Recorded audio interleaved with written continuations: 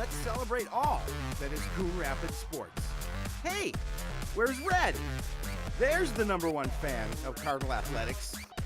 So make sure that you flip over to us so we can bring you all the high-kicking action. Run for the house! Sportsnight is next.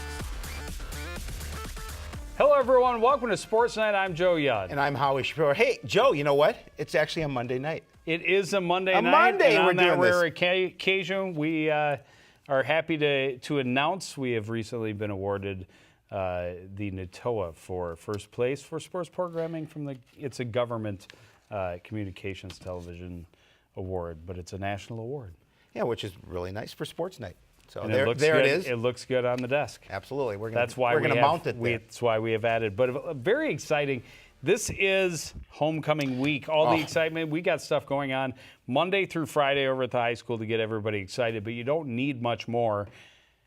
For the first time in a very long time, Coon Rapids has a winning football team. Well, yeah, and homecoming festivities are special in their own right. But you're right. 2-1, they sit in the conference right now, in the standings right now. And this is a football team that obviously was hungry for a win, but it came back last week, as we'll talk about in a minute, and really put on a nice show. They did. Yeah. They did. There was great energy at the complex before Friday's home opener. Cardinals had finally broken that long losing streak, and they were facing another very beatable opponent.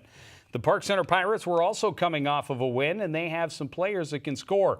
But their defense is vulnerable, and the Cardinals exposed every weakness on their way to a dominating performance. The team was definitely fired up and excited to take the home field for the first time this season. The fans were pumped up and just waiting to cheer, and they gave him plenty to do. Opening possession, Coon Rapids marches downfield quickly. Tyler George over the middle to Jordan Brown. Behind the defense, trots into the end zone, 27-yard score. Cardinals take the early lead. Cardinals offense able to turn in a number of big plays in this one. This one comes courtesy of Jalen Salazar. Great hole up the middle, then shakes off the tackle, gets an extra 30 yards after contact. Dragged down at the Pirates' 15-yard line. Next play, Cardinals run the inside counter to Jordan Brown. He's into the paint for the second time in the game. Cardinals lead 14-0. Park Center's able to answer that one pretty quickly. They go play action. Jamal Brown didn't get a lot of time in the pocket, but he does get enough here. Airs it out. Great adjustment to the ball by Levante Parker. Steps out of bounds a little bit there, but the refs didn't see it, so it is a touchdown. And they cut into that lead, a 55-yard score. Cardinals come right back late in the half. Cardinals deep at the Park Center end. Nate Breams gets carry over the top of the tackler and into the end zone. Cardinals go to the locker room up 21-7. They really control the ground game of the second. First possession, Salazar, great patience to find the hole, then explosiveness to get upfield quickly. He turns on the afterburners for a 51-yard TD, pushes the lead to 20 points. Salazar had an absolutely amazing night, racking up almost 190 yards rushing, visits the scoring zone a second time late in the third quarter. 10-yard dash made it 34-7. Not to be outdone is Jordan Brown. He turns in the biggest play of the game. The inside counter again. Brown blows through the hole, and he's gone. 68 yards untouched. Scores for the third time in the game. He had almost 150 all-purpose yards. Cardinals over 350 yards rushing. That made it 51-13. That's more than enough for the defense. Caleb Ness gets the sack here, but really outside of the one big play, the defense did the job all game long. And the long-awaited celebration at the Cardinals Stadium with the home crowd. First time that has happened since homecoming 2014. Yeah, really a fun game, Joe. And Coach Edwards said, we're gonna push the rock this season, and they really did. And I like what they're doing up front. First and foremost, you've got that big offensive line. The offensive line has been outstanding. Got to give them so much credit. And they've got so many different running styles. Salazar is a slasher, and he's got some good moves in the open space. Miles Taylor will take half the team with him on 3 yards and a cloud of dust and very strong runner. And then you add in Jordan Brown, who's very athletic and Nate Breams very has quick. done a nice job in his touches as well. Absolutely. And don't forget that they have some good receivers in Caleb Ness and Carter Geyer. Yep. But how often they have to throw the ball, it's not a matter of how often they do throw the ball. They just don't have to.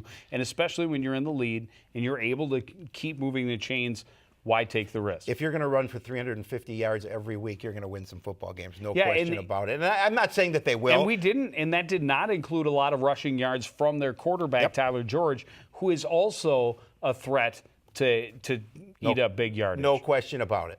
So very exciting. The Cardinals are one of the two teams at 1-0 in the Suburban Blue. Remember, just 3 teams in the division that the Cardinals really have to be concerned about. Their last 2 games are the last 2 games on the regular season schedule. But for now, the Cardinals will sit basically undefeated until the final 2 weeks of the season when they are at Armstrong, and then they come home and finish with Hopkins at home.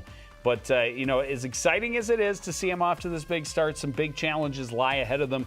The best team yet to play this season is the one coming in for homecoming. Irondale has put up 104 points in their 3 games to just 32 allowed.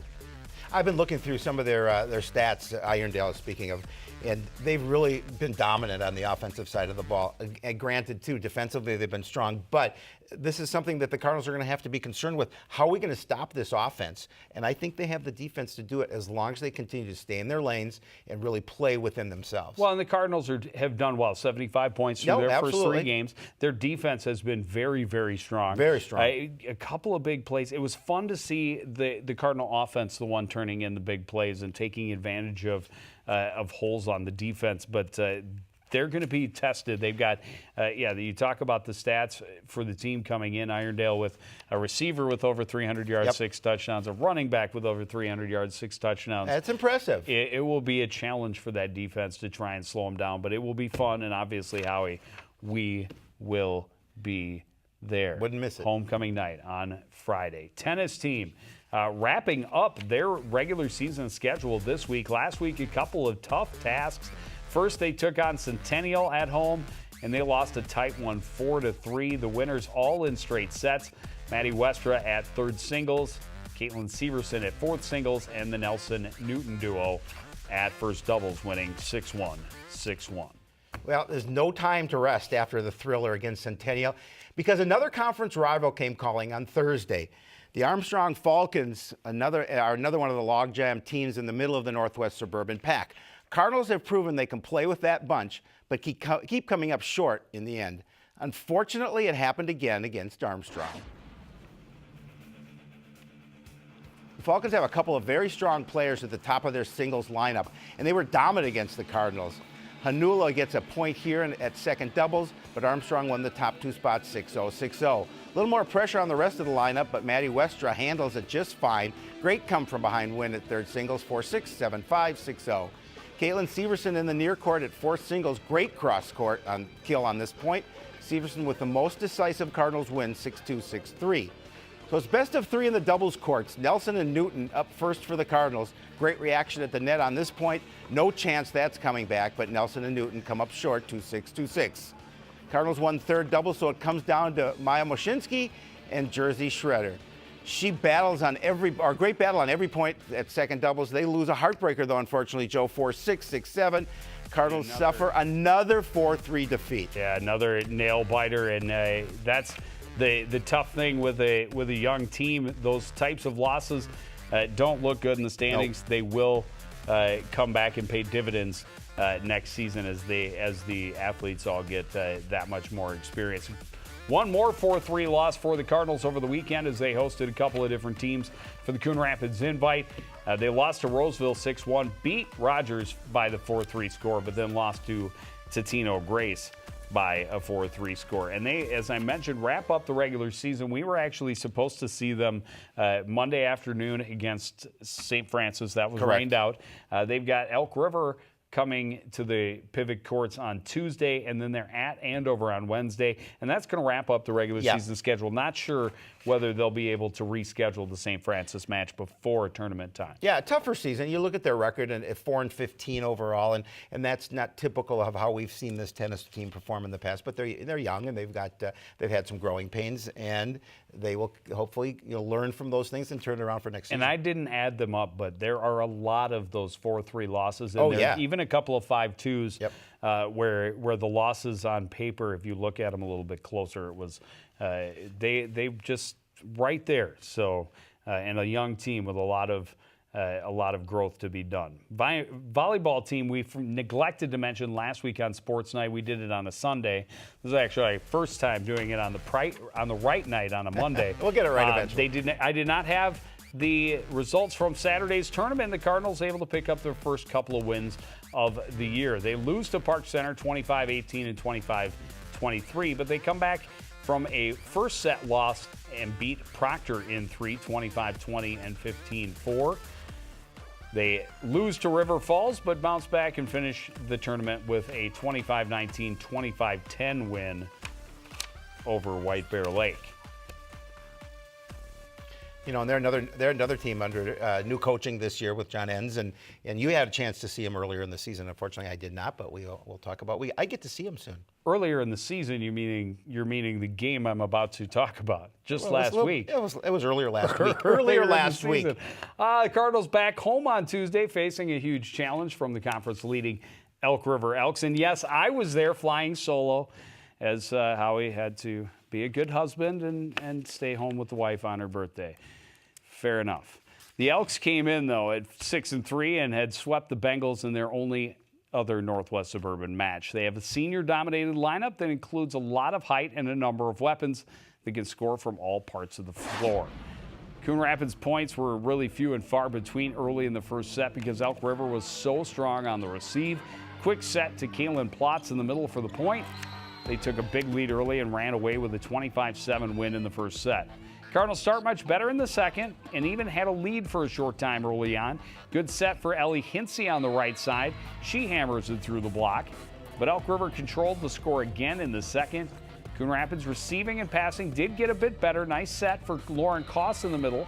Unfortunately, it was a double-digit deficit early, and anytime the Cardinals struggled, the Elks charged back. Another kill for Plotz in the middle right there. Another 25-7 win and a 2-0 lead for Elk River. Coon Rapids played much better in the third and made the Elks work harder for their points. Cardinals able to pick up the attack, set up on their left side. The blockers are there. Defense gets the point for the Elks this time. They complete the sweep with a 25-13 win. Yeah, obviously a tough one. And by the way, my wife wanted to thank you for letting me off for the night to spend her birthday with her. Well, the least I could do. Yeah, she appreciated it, so she wanted me to thank you personally on air. Well, I do appreciate that. Volleyball team had another contest on Thursday last week, another conference opponent, and another sweep, this time at the hands of the Totino Grace Eagles. They lost to the Eagles 25-8, 25-22, and 25-11 on Thursday. And the Cardinals this week doesn't get any easier. They actually do only have the one game this week. They're at Anoka on Tuesday. And Howie? We'll be there. A fortuitous happening as the rain came in and canceled our Monday afternoon affair with the girls tennis team. We decided to do Sports Night on Monday. And, hey, we'll make it out to a volleyball match on Tuesday. So Howie can see them later in the season. Yeah, later. I was just going to say that. Yeah, definitely. I'm glad I got to see them late in the season. So then they have a week off before hosting Centennial a week from Tuesday. Swimming and diving, a couple of big conference matches, and then a big tournament over the weekend. And girls on this team continue to impress. Megan Schultz actually had a Star Tribune reporter following her for this. Very cool. To do a piece on her in the Sunday paper. She finished first in the 100 fly, under a minute, 59.22. Finished second in the 500 free. Tamala King, a third place finish in the 200 IM. Ella Hacker finished third in the 100 free, 400 free relay, another first place. Their first sub 4 minute of the season, and they did not crack 4 minutes at all last year. In amongst these, even though they lose to Maple Grove on Thursday by a 101-77 score, Megan Schultz, again, a couple of first place, the only ones on the squad. But if you get a chance to read these emails, we should post them somewhere. Doug Donaldson, coach of the team, does such a nice job of keeping us informed. Middle school records especially are being rewritten every week and every time these girls hit the pool, because you've still got Emma Schmidt and Ella Hacker who are in middle school and make it, and there's a couple of others. There was a diver, and I'm blanking on her name, and I told myself not to forget it, but I did. that also got to 10th on the middle school record. So a lot of youth in this program, a lot of excitement for the future. On Saturday, they were at the Panther Invite over in Spring Lake Park. Megan Schultz, a couple of first-place finishes again in the 100 fly and the 100 breast. Ella Hacker finished third place in the 200 IM and fifth place in the 100 free. Tamala King was fifth place in the 200 free. Cardinals host Centennial on Tuesday. They are at Spring Lake Park next Tuesday. Before we leave swimming, one more thing. So, when Coach DeJoy retired, I wasn't sure if I could go on without getting an email that was very comprehensive and funny and exciting. Doug Donaldson. Thank you for attempting to take Coach DeJoy's place. You do a really good job. No one can equal the enthusiasm and excitement of Doug Donaldson, and I'm so glad to have him working with both boys and girls swim and diving teams. And he does keep us very well informed. And there are a lot of improvements being made all down the lineup. It's very exciting to see. You bet. Cross country team making some improvements. They had a big tournament last weekend at the down in Lakeville for the Applejack Invitational. Boys team finished in 10th place overall. A medal for Paul Breitbach as he got top 10. Reed Smith was 52nd place. Nick Jorgensen 53rd. Christensen was 67th. Johnson was 76th place to round out the top 5 Cardinals. The girls finished in 14th place. Their top finisher was Sarah Eichstad in 44th place. Headland in 94th. Olivia Ellenbecker in 104th with Bio right behind her, and Hoagland finished in 111th. They've got some exciting things happening coming up this week. This is something they've been doing for a number of years. It's the Cardinal Mile Time Trial. The cross-country teams will run to start the parade on Wednesday. It will start in front of the Cardinal Stadium. Yep. They will run to the front of the parade route and back. It'll be roughly a mile, and it's a time trial. Anyone who would like to join is encouraged to show up, sign up, and be a part of it, and they will come back leading the parade down the parade route to the finish right in front of the high school. Another tradition the cross-country team has that will continue this year is a relay. They run the football from the visiting stadium to center field just in time for kickoff. This one will be a little bit longer. They're coming from Irondale. Good thing we're not playing Duluth. They are running a relay, and they are very excited, and they will all enter the stadium as a team to deliver the game ball to the referee. That's very cool. I love that. I love that tradition. And that is all getting built up for what is, for them, one of the biggest events of the year, the Roy Griak Invitational over at the University of Minnesota. That takes place on Saturday. The Cardinal teams will be out of town in Wilmer next Saturday for a tournament up there. Boys soccer team started last week on the right note. They beat Rogers Royals by a score of 3-1. Siniachi had a pair of goals. Alex Lynch, a pair of assists. Gael Tombwe had a goal, and Andrew LePage made 9 saves while giving up just the 1 goal. Unfortunately, a little tougher competition on Tuesday, and the Cardinals gave up 6 goals to the Totino Grace Eagles. Siniachi, another 2-goal game. Well, they didn't score 3.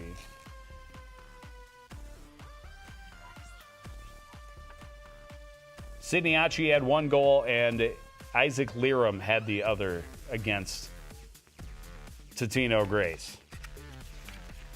But Siniachi, 3 goals in 2 games. It's nice to see him scoring. Yep. But as we saw in that game against Anoka, when things start to unravel this team, it's happened to them a couple of times. This is only the 3rd time this season they've given up 5 or more.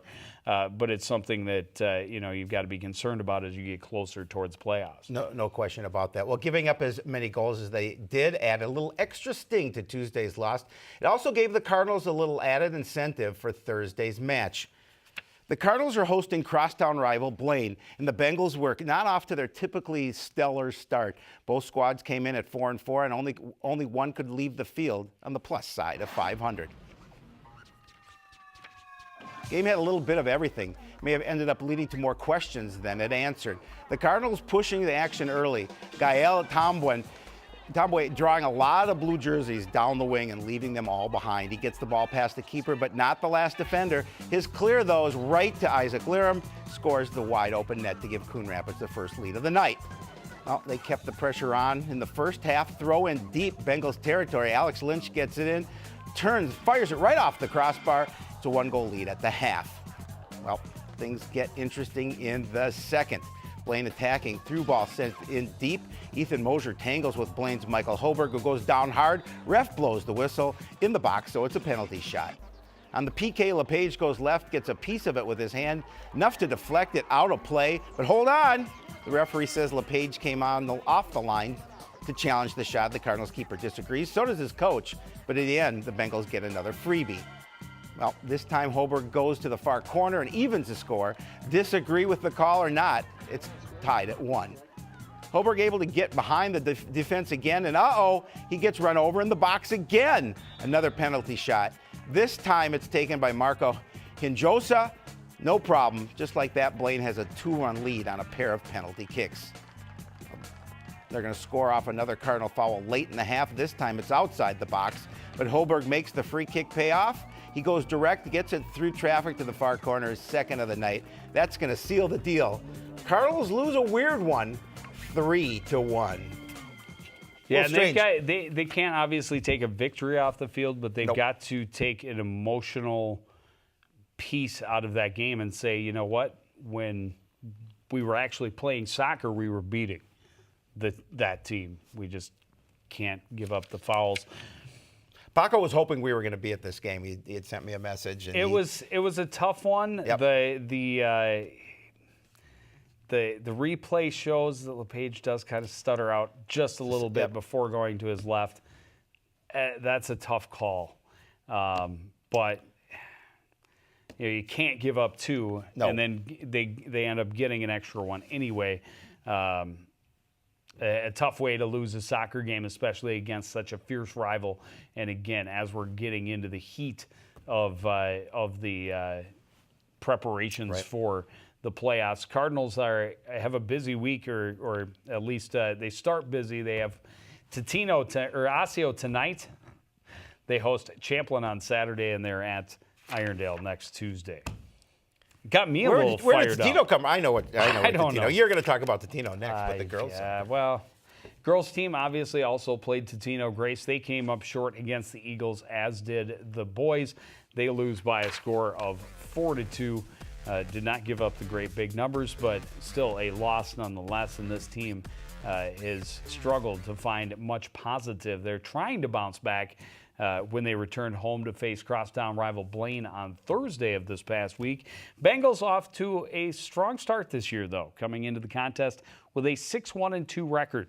Cardinals may have been the underdogs, but they came out fast and really took the fight to the Bengals, especially early in the first half. Great opportunity for the Cardinals early on. Short angle shot is stopped. Rebound shot is blocked by the defender, and then it's Tina DeGrand able to clear it away right in front of Peyton Taylor, who was there for Coon Rapids. Blaine fans breathe a sigh of relief, but the Cardinals attack continues. Macy Lodato, a great soft cross. Courtney Ackerman runs onto it and buries it. No chance for the keeper. Cardinals have the 1-0 lead. Blaine able to even the score early in the second, and it doesn't get much prettier than that. Perfect cross from Kenzie Syme. Kaylee Burkett being at the back post to head it to the back of the net. Then, unfortunately, the Cardinals' mistake comes back to haunt them. Langenfeld unable to clear. They move it around, and Ava Zachke puts it past a diving Langenfeld just inside the far post. That was the winner.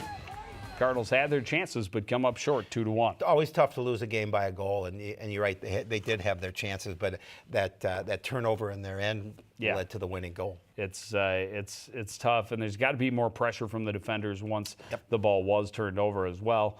But tough again. Another tough way to lose a soccer contest, especially with a team like the Cardinals, who so desperately need a victory to celebrate and help boost their confidence. Cardinals host Osseo tonight, then a road trip to Duluth East on Tuesday. They will host Champlin on Saturday as well. Busy show, Joe Yend. It was, and it is over. But I'm not sure this one will bring home another award, but there it is. Happy to have it with us and proud to show it off. But a very exciting homecoming week. I'm looking forward to it. Unfortunately, neither of us will be able to be there for the parade, something we are typically a part of. But we will be at volleyball in Anoka on Tuesday. We will definitely be at the Cardinal Stadium for the homecoming game on Friday night. But that's going to do it for this edition of Sports Night. I want to thank everybody out there for joining us, continuing to support everything we do here at CTN. For the entire crew, including Howie Shapiro, I'm Joe Young saying goodnight.